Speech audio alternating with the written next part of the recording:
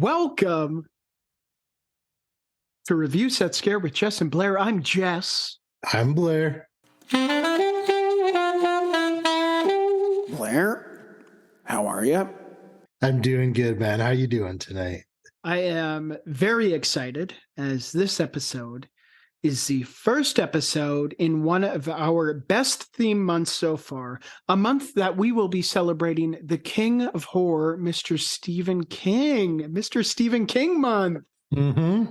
But before we dive into this week's episode, what do you say we chat a little bit about some horror news? Blairski, what do you have for horror news this week? Well, this is a little different because it is currently August 15th.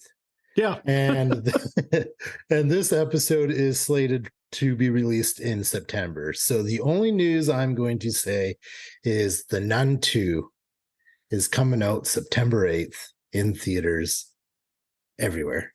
Okay, September 8th. This is one that we've chatted about quite a bit recently, last couple episodes. Recently, because the trailer came out for it. That's right, yeah. This one from a really cool horror universe. This particular movie, some love it, some don't. So it should be exciting. I hated it my first viewing time. the first time I watched it in theaters, I left the theater just like, oh, the movie sucked, man. Yeah. I rewatched it at home. I found it quite a bit better. Okay. But we'll see. We will see. Time will tell. We'll see. That one, release date on that one more time? September 8th. September 8th. Okay. This will be out the week that The Nun 2 comes out. So right on time. I've got a couple pieces of horror news here. Exciting news for Silence of the Lambs fans out there. Okay. Brooke Smith, who played Catherine Martin, will be doing a weekend meet and greet at the infamous Buffalo Bill house. Okay, wait. What's the are we talking the house used in the movie? That's right. Yeah, Buffalo Bill's house in the movie. And Catherine Martin, Brooke Smith played Catherine Martin. Catherine Martin's character famously in The Well in Buffalo Bill's home. Yeah, like the one who was kidnapped, right? Yeah. Absolutely. Yeah. So she will be doing a meet and greet at the house. Tickets are now on sale for the event, which takes place September 22nd, 23rd, and 24th, and includes a guided tour of the house. And this is cool. There's also a VIP experience where fans can get inside the well with Brooke Smith. That's pretty fucking awesome. Do you think, because you said it might be a 2 or 3 day event, right? Yeah. Do you think there might be some special guest appearances like Anthony Hopkins, maybe? That would be pretty cool. Yeah. I mean, he's pretty old now, but you never know. I was going to say, that's a pretty big name. I wouldn't be surprised if they maybe got a couple more names. It's not a new thing at this house. Okay. I believe it is open come the Halloween season. The guy who owns the house, I think he does open it for tours and things like that, which is really, really cool. It's a pretty infamous house. Yeah, no shit. Now, I'm curious if you have to do the guided tour of the house using night vision goggles, like in the movie. That would be even cooler. I would want to, for sure. But if that was an option, I would definitely go for that option. Yeah. So like I said, tickets now on sale. They are currently going for $125 American. That is not the VIP experience. That is just the base cost. That's crazy, man. That's diehard fan shit right there. A little expensive, but kind of cool. And then finally, The Exorcist Believer, another one we've been talking about quite a bit lately, has finally gotten a rating. And surprise, surprise, it'll be rated R. Mm-hmm. Yeah. For some violent content, disturbing images, language, and sexual references. Every other film in the Exorcist franchise, 6 of them, have all been rated R. Go figure. That's the thing. It would not be, if this new installment was rated any less or any different, I would be concerned. Agreed. 100% agreed. Yeah. This one is no different than the others, scheduled to be released October 13th, 2023. Just a little under 2 months away. I am so excited for that one. That's all I have for horror news. What do you say we jump right into this week's episode? The first film of the month, in not only the month, but the King of Horror, Mr. Stephen King month, goes to 1983's Cujo. Runtime on this one, 1 hour, 33 minutes. Blairski, initial thoughts on that runtime? Absolutely perfect, man. Yeah. Absolutely perfect. Although I will get into it. We'll get into it later. Just keep going. Awesome. Yeah, we will get into it. Let's jump into fun facts. Do you have anything for fun facts on Cujo? Just one thing I wrote down here. Stephen King wrote this book, because obviously this movie is based on his book, during the height of his struggle with alcohol addiction. And he's even said he loves the book, but wishes he could remember enjoying the good parts as he put them down on page, because he was just so fucking hammered throughout it all. He doesn't even remember writing it. Yeah, he's not candid about his struggles with addiction, especially with Cujo. I believe it's one that he said he doesn't remember writing at all. Which is, I mean, it's tragic, but at the same time, it's so, I mean, we get this beautiful piece of material that's been turned into this movie, and it's sad that he couldn't, be present, I guess, mentally while writing this, this piece. But you know what? He's overcome his demons. Good on him. He's lived a long life, still alive today, and a very, very good career. So. Absolutely. I've got a couple fun facts here. 5 dogs were used in this movie, and apparently they often had to tie their tails to their legs because the dogs were having so much fun that the tails just started wagging. At least they're having a good time on set. Yeah, there's a couple scenes where you can see their tails wagging, but apparently it was a problem. A couple more. Dee Wallace said after filming Cujo that she hoped to never see another Pinto in her life. No shit, I could only imagine. Yeah. Another one here. They had to use a Rottweiler for a few scenes because the Saint Bernard didn't look mean enough. Pretty cool. I didn't notice those scenes.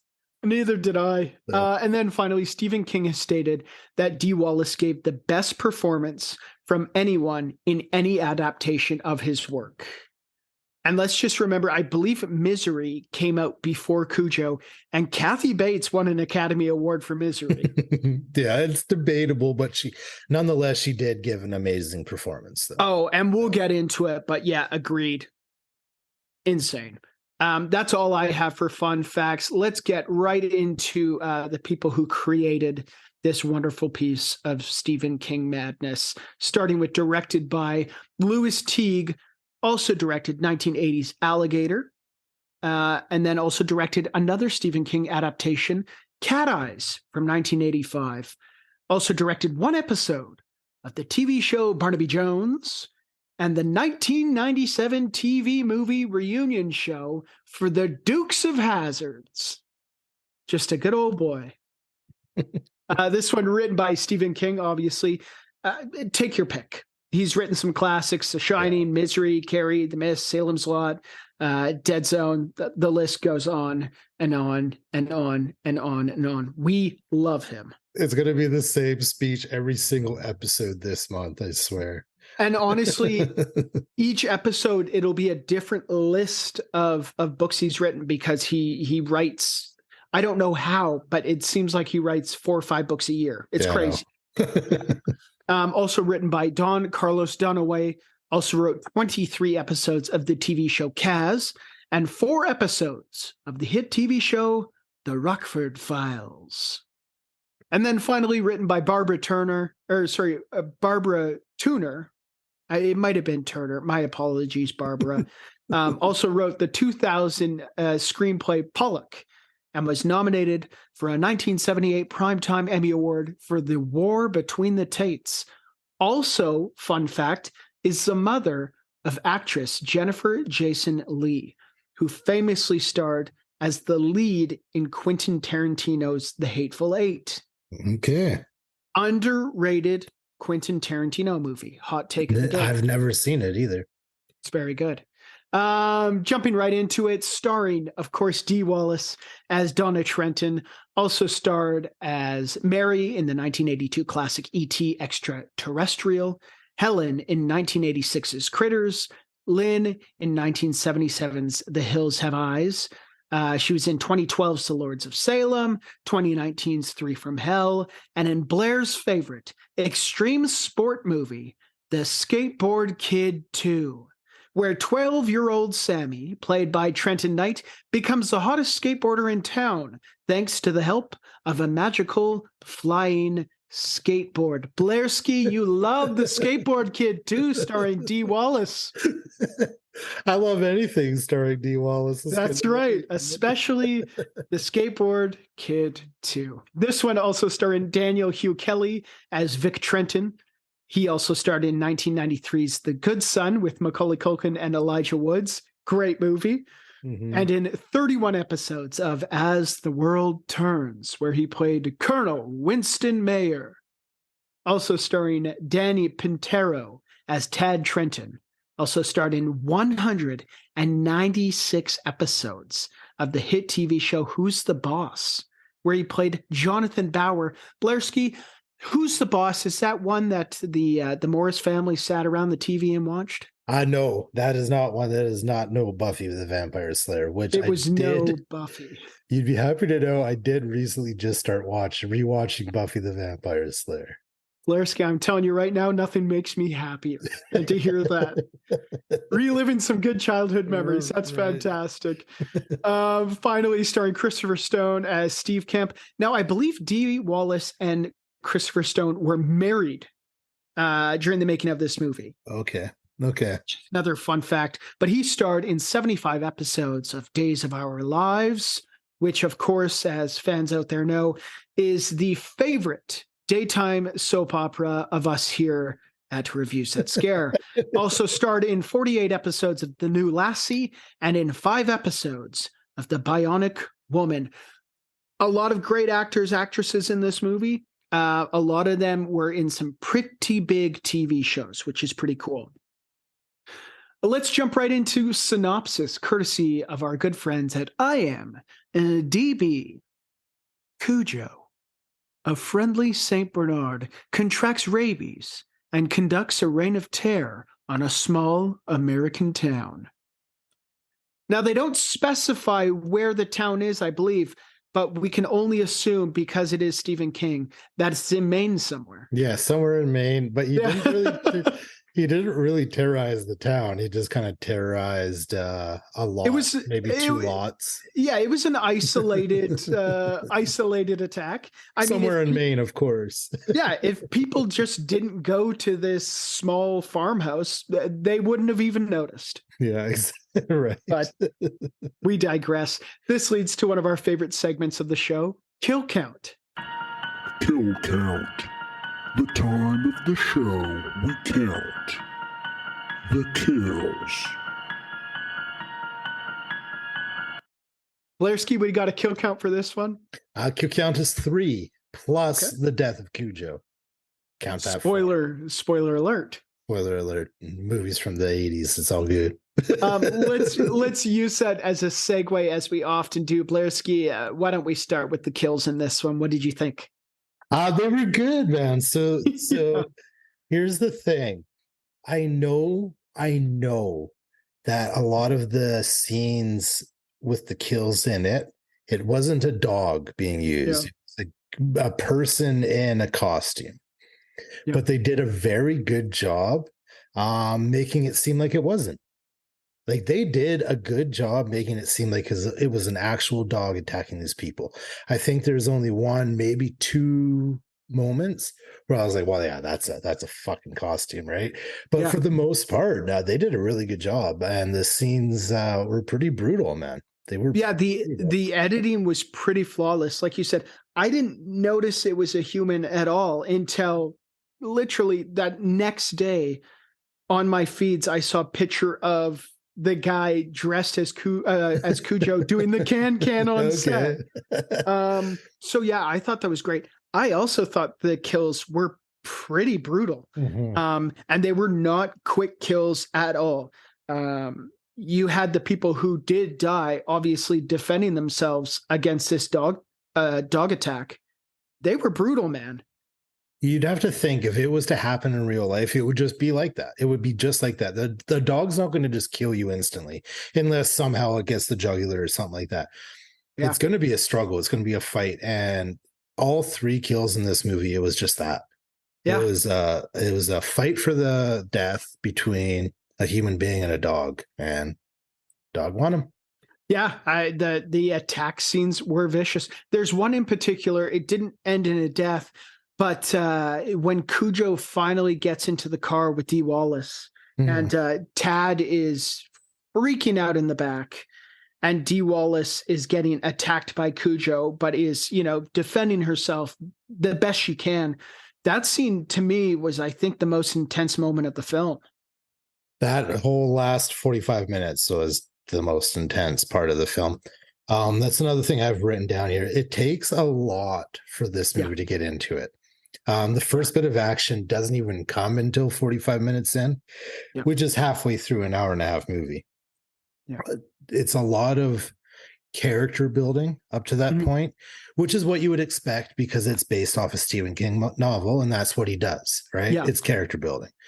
But I wasn't bored. I was kind of invested in the storyline of the characters, but I was fucking just waiting for something to happen. It did take a while to get there. It did. And honestly, the last 45 minutes of this movie take place in a car. Yeah. So, and it's like on paper that like right away is a red flag. It's like, well, how is that going to be scary? It's kind of interesting though.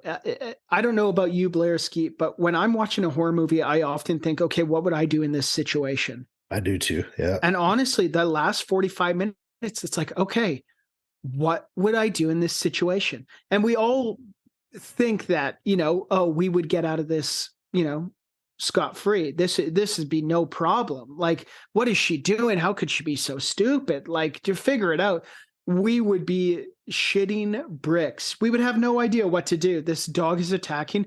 I would probably hang out in the car as well and just pray to God that somebody show up. I might have honked the horn a couple times, but I was thinking that as well, especially when her son starts going unconscious and being on the brink of death, really. Yeah. I started thinking that as well. I was like, bitch, why aren't you doing anything? Like, why are you not doing anything? But then you second think that and you're like, what would I actually do? You never know until you're in that situation. So it's tough to tell, but I think they did a pretty good job at making it so it was what would actually happen. I feel like the majority of people would do that exact same thing in the situation. Absolutely. And Dee Wallace was perfect in showing how distraught she was as a mother who was stuck in this situation with her son who is not well at all. And she herself is not doing well. I mean, she's been attacked by the dog, Bitten by a rabid dog. So we've talked about Dee Wallace. We've talked about Danny Pintero as Tad. What did you think of Cujo itself? I want to get your take on the makeup of Cujo. How disgusting the poor dog looked. Well, I have that in my notes here too, man. They did an excellent job, man, making him look rabid as fuck. Yeah, he had pus coming out of his eyes, foam and pus coming out of his mouth, covered in blood. Man, they did such a good job on Cujo. Apparently, they kept having to reapply the makeup because it was so delicious that the Saint Bernard just kept eating. And I'm not surprised. But you think it would, at some points, it would make it better because he obviously would smear some of it, right? Yeah. Right. So you'd make it would make it look almost more realistic. But I loved it, man. He looked very menacing. He did. But at the same time, I mean, I know you're a dog lover. Love my dogs. I'm a dog lover. Yeah. So there's portions of this movie where it's like, I'm going to say it. I'm rooting for Cujo because he's a sweet dog. It's not like he was bit by a bat. He has rabies. He can't control it, but there's a sweet dog under there. It's a double-edged sword, right? Like, you don't want him to kill anybody because, they're going to put you down for killing people. They're going to kill you. And at the same time, you want him to live. You're hoping there's a cure for him, that he's going to live and be okay, right? But Yeah. I had in here, we are such fans of intros on this show, and this intro was just so sad. Little Cujo getting his head stuck in a rabbit hole and then viciously attacked by a bat. Poor thing. Oh goodness. I just thought, I want to jump back into it, but the premise was so simple for this movie. it is. But the suspense, but you can tell, like, that's when you know that the writing is there, because it's such a simple premise, but it keeps you invested the whole time. The suspense is high the whole time. I love it. Stephen King is he's the GOAT, as the kids are saying. 100%. I've got to, off topic here. Did you notice kind of at the beginning of the movie when they're doing the character build, and you're introduced to the family, and Tad's in his bedroom. He's scared of monsters in the closet. Yeah. Dad's trying to make sure everything's okay. Did you notice he had a little balloon light beside his bed? Yeah. I had that exact same light growing Did up. you really? I No really way. did. I really did, man. I found it a trip when I noticed that. Wild. Yeah, the exact same. Not even like one similar. Like I had the exact same light growing up. That was your light. They borrowed it for the shoot of Cujo. Hence why I'm probably scared of clowns, Mom and Oh Dad. God. Oh God. They ruined it for you. Oh goodness. What else do I got here? So what did you think of the dog being of Cujo being a Saint Bernard? Like Saint Bernard, when you think of menacing dogs, they don't necessarily, they aren't the first ones that come to mind. First one that comes to mind for me is a Doberman Pinscher. And Absolutely. that's a lot to do with Resident Evil, to be honest. Yeah, fair enough. No, Saint Bernards to me are not scary. To me, no dog is. I love all dogs, but Yeah. But it worked. I think a lot to do, as we said earlier, was the makeup. They made it work. They made it work. Absolutely. If it was something like maybe a golden retriever or a fucking border collie, it definitely would not have worked. I don't think. Could you imagine if it was, a Chihuahua? Yeah, right. Goodness. But like my dog Callie, Yeah. little toy poodle. Like, come on, that would not work. But it would probably work in a cheesy sense, though. Maybe it would be a good B movie, and people would love a fucking killer fucking toy poodle. But yeah, Cujo 2. So we've chatted quite a bit about what we liked about this movie. Anything that you disliked off the top of your head? I hated Steve. Yeah. I did not like the character of Steve at all, and I was pissed off he did not get his comeuppance. Yeah, he was not a good person at all. No, and I was looking forward to Cujo getting him, and that never happened. I'm trying to think what happens. Remind me what happens to Steve. I thought Cujo. The last we see of him, he just destroys their house, and that's it. Right, and that's right, it. Right, and there's right, some police reports on it and shit, but that's it. That's it. There's no more to it. He is a gross human being. You know, I didn't like him, and I was really looking forward to Cujo just ripping him apart, and that never happened. So that pissed me off. Also, as I said earlier, this movie takes a while to get going. It's a slow burn. The last 45 minutes is when all the action takes place. Yes, it's all in the car, but it's still action. Yeah. And before that, it's just character building. It's just simple character building. So, which, like you said, is like it's Stephen King. It's a Stephen King, and what we know about his novels is they tend to be quite long, and they tend to have a million characters. So it's okay. How do you bring something down from whatever 400, 500 pages to an hour and a half? So stuff needs to be cut. Characters need to be cut. I had brought up before we started recording that the whole serial, the dad Vic being this huge serial guy, that was his job. He helped create Serial. And from my understanding, I haven't read the book. I really want to. I haven't either. I do own it. I actually own it. I just have never read it. Yeah.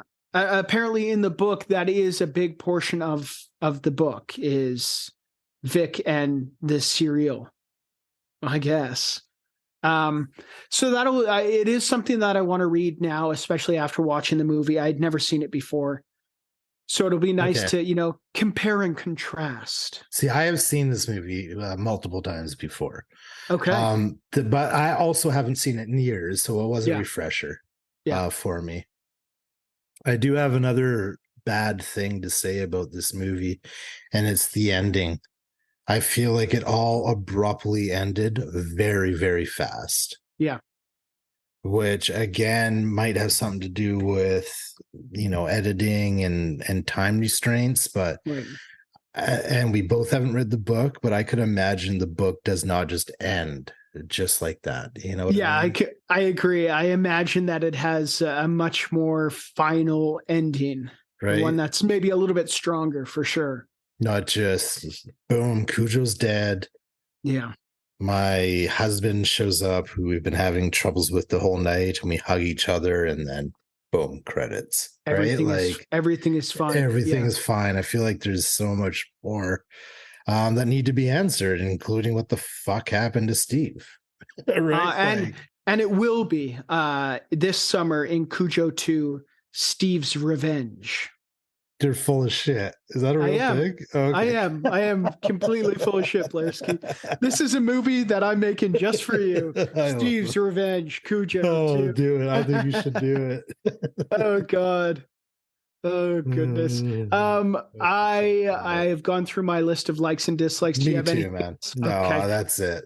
Let's move right along to our next segment, which is lessons we learned from watching 1983's Cujo.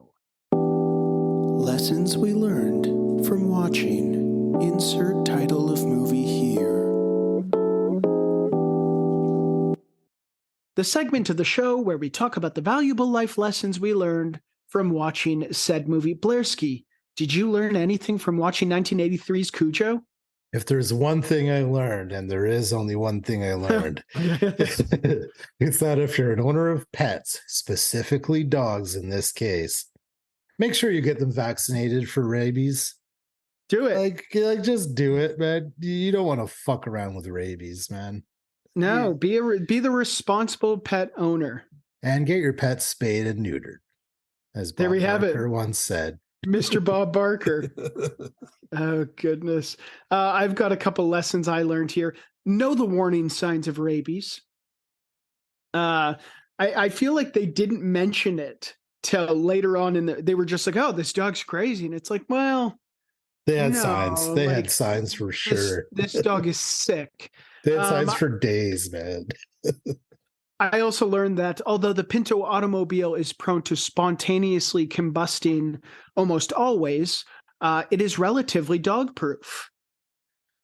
Believe it or not, until Dee Wallace let the dog into the car, they were doing pretty good in there. Yeah. It might have gotten a little hot, but... and then finally, I learned that if you ever need someone to perform CPR on you, look for anyone but Dee Wallace. Yeah, right. There's a scene where she performs CPR, and I was saying that's so funny. Yeah, if Tad wasn't, if he was going to die, it wasn't because he was, seizing or choking. It was because of the failed attempt at CPR. That was awful. So funny you mentioned that, man. I was watching that scene. I was like, what are you doing, woman? Yeah. Like you're not, you need to go to a fucking first aid class right away. It was not good. It was not good at all. Let's move right along to our next favorite segment of the show, Line of the Night. Line of the night. Line of the night. Line of the night. Line of the night. Line of the night. Line of the night. Line of the night. Line of the night. Line of the night. The segment of the show where we discuss our favorite lines from the movie. They might give us chills.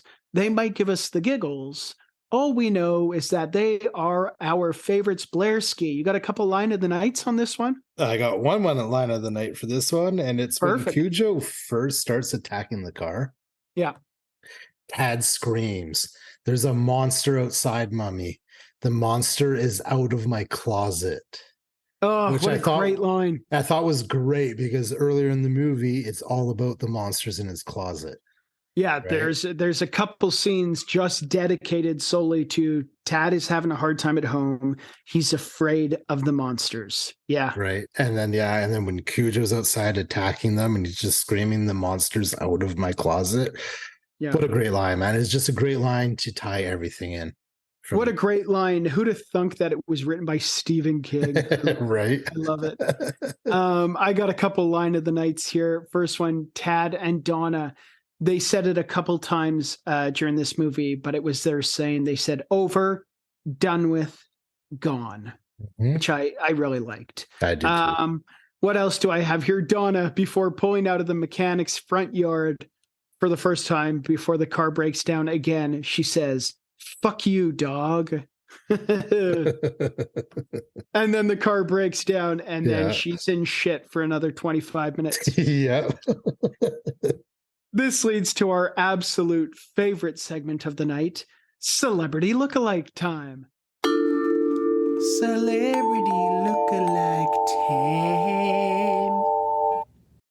The time of the show where we take a look at the cast and discuss their celebrity doppelgangers. Spoiler alert, it usually comes down to the character's hairstyle. Blairski, got any good celebrity lookalike times? I got a few. We'll see if they're Okay. good or not. The character Steve, he reminded me of Chuck Norris. I have that written down as Yeah, well. yeah, 100% reminded me of Chuck Norris, man. Yeah, So funny. yeah. The character Joe Chamber, he reminded me of Jim Varney. Okay, Of Mr. course, best known as Ernest. Ernest. Yeah, that's right. Ernest Scared Stupid, Ernest Scared Straight, and the importance of being earnest. And Ernest Goes to Camp. That's right. And Ernest Goes to Camp. Yeah.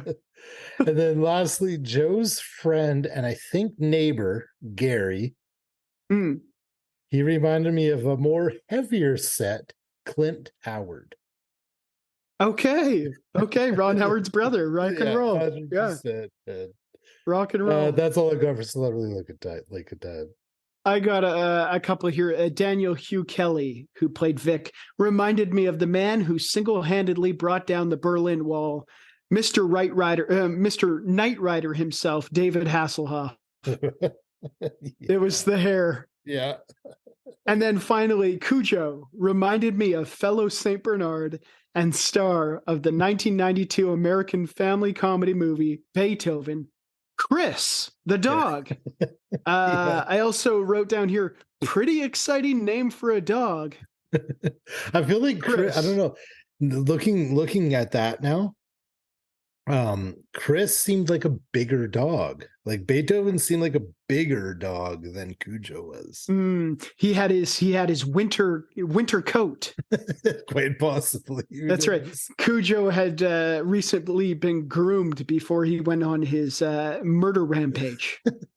You got to look good. This is great. Now we're babbling. What do you say we give this one a final rating, Blairski? All right, buddy. So out of 5 bowls of one of the many wonderful Sharp brand breakfast cereals, including Twinkles, Cocoa Bears, and Brand 16, none of which cause puking of red dye, what do you give 1983's Cujo? I got him. I'm going to give Cujo 3 bowls of one of the many wonderful Sharp brand breakfast cereals, including Twinkles, Cocoa Bears, Brand 16, none of which cause puke of red dye, out of 5. It was an isolated case. It had nothing to do with the cereals. Good review on this one. I am going to give it 3.5 bowls of one of the many wonderful Sharp brand breakfast cereals, including Twinkles, Cocoa Bears, and my personal favorite, Brand 16, none of which cause puking of red dye. Out of 5, this movie is a lot of fun. It is a 1983 Stephen King movie. It is great. It is a lot of fun. Dee Wallace is fantastic in this movie. Dee Wallace is fantastic in everything, man. Everything, especially The Skateboard Kid 2. Blair's favorite action sports movie about a kid and his magical flying skateboard. I was going to say The Hills Have Eyes, but yeah. Oh, yeah. Of course, Skateboard 2. 1977. Skateboard 2. Yeah, 1997's The Hills Have Eyes. Yeah, I would recommend this one. It is, it's a fun watch and it's an easy watch. I was invested the whole time, even though half of the movie takes place in an old beat up Pinto. Do you think that this is one of, because they've been doing this recently in the past few years, is remaking old Stephen King movies? Do you think Cujo is one they're going to redo? I don't think they will, and I don't think they should. No, I think they agree. should leave this one. Same with The Shining. I think if this movie was to come out now, they would try and do too many things to make it more exciting. People need to constantly be shit. Yeah, and people just need to be constantly stimulated. I think the idea of, well, I don't want to watch a movie where they're just in a car the whole time. It's like, yeah, but if the writing is there, which it was in this movie for sure. Yeah, so that's the thing. I think if Stephen King was going to be attached to a remake, awesome. If he wasn't, don't bother. Right. Don't bother. Yeah. I loved it. Yeah, this is a fun one. And I'm glad that we started the month off with this one because it's going to be a crazy month. We're going to get through it. It's going to be a lot of fun. It's going to be tough. We're going to be recording a lot of these episodes for the month of September beforehand, so bear with us. But yeah, bear with us. We've got a lot of fun ones. So we've got a lot of classics that I cannot wait to watch. I can't believe this is the first time you watched Cujo, man. Yeah. That's cool. I've seen all the other ones that we're doing this month, but yeah, Cujo, first time seeing it. So I'm glad we watched it. Yeah. But for Review Set Scare with Jess and Blair, I'm Jess. I'm Blair. Remember to stay scary. And eat every sandwich. Bye. Thank you for listening to Review Set Scare. Make sure you check out our Linktree at linktree/reviewsetscare. That's linktr.ee/reviewsetscare, which has links to our Instagram, YouTube, Patreon, Twitch, and many other things. If you'd like to email us, you can reach us at reviewsetscare@gmail.com. Thanks for listening, and remember to stay scary and eat every sandwich. A proud member of the Planet X Network.